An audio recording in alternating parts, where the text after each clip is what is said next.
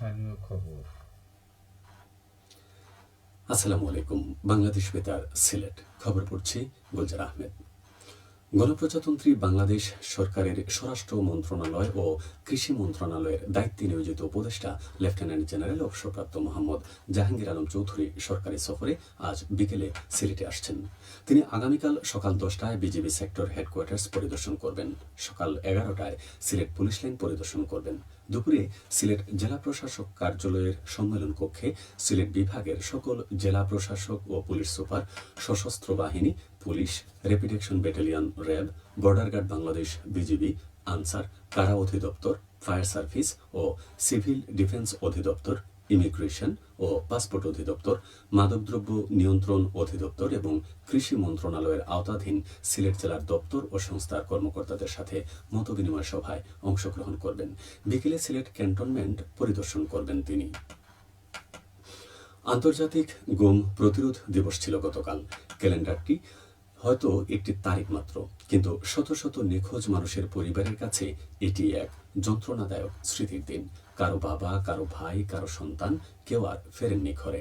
তাই প্রতি বছর 30শে আগস্ট এলে নতুন করে নাড়া খায় অপেক্ষার প্রহর। 2010 সালের ডিসেম্বরে জাতিসংঘের এক সম্মেলনে 30 আগস্টকে আন্তর্জাতিক গুম প্রতিরোধ দিবস হিসেবে ঘোষণা করা হয়।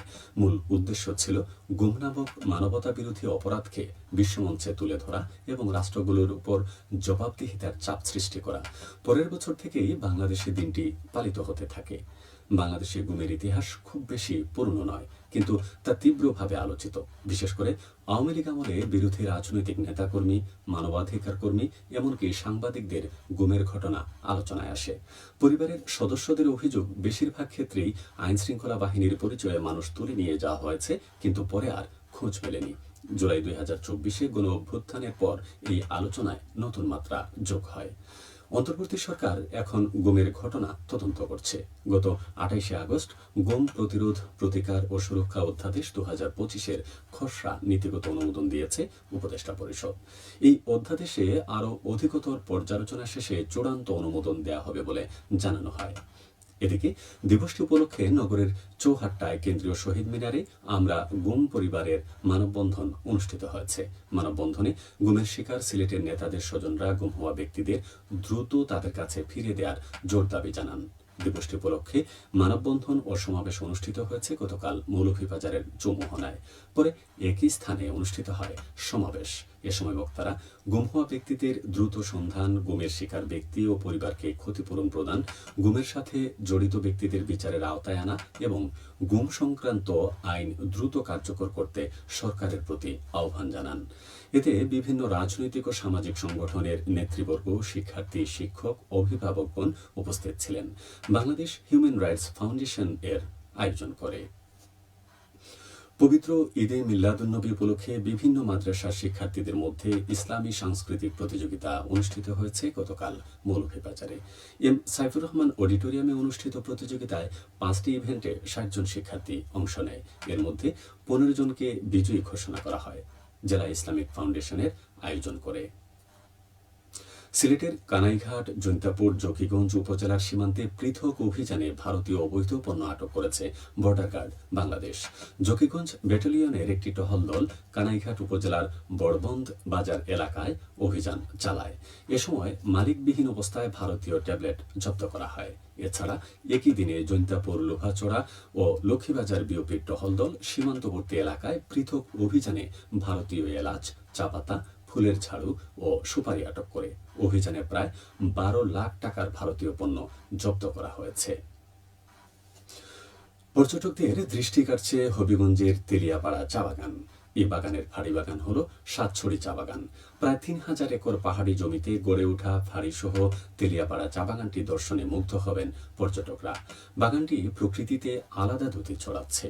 বাগানটির এক পাশে সাতছড়ি জাতীয় উদ্যান এবং চাকলাপঞ্জি চা বাগান, অপর পাশে আছে সুরমা চা বাগান এবং ভারত সীমান্ত। এমন অবস্থায় থাকা তেলিয়াপাড়ার চিরহরিত রূপ সহজেই মন কেড়ে নিচ্ছে পর্যটকদের। প্রতি বছরের মতো তেলিয়াপাড়া চা বাগানে এ মৌসুমেও চায়ের বাম্পার ফলন হয়েছে। তেলিয়াপাড়া চা বাগানকে আরও চিরহরিত করতে নতুন নতুন করে ছায়াবৃক্ষ লাগানো হয়েছে। এবছর বাগানের চা উৎপাদনের লক্ষ্যমাত্রা নির্ধারণ করা হয় 5 লাখ কেজি। বাগানগুলো চা পাতা উৎপাদনের পাশাপাশি পরিবেশ রক্ষায়ও ভালো ভূমিকা রেখেছে।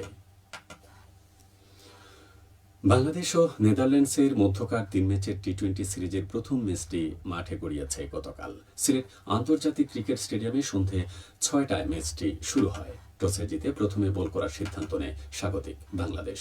নেদারল্যান্ডসের প্রথম ব্যাট করে 20 ওভারে 8 উইকেটে 136 রান করে।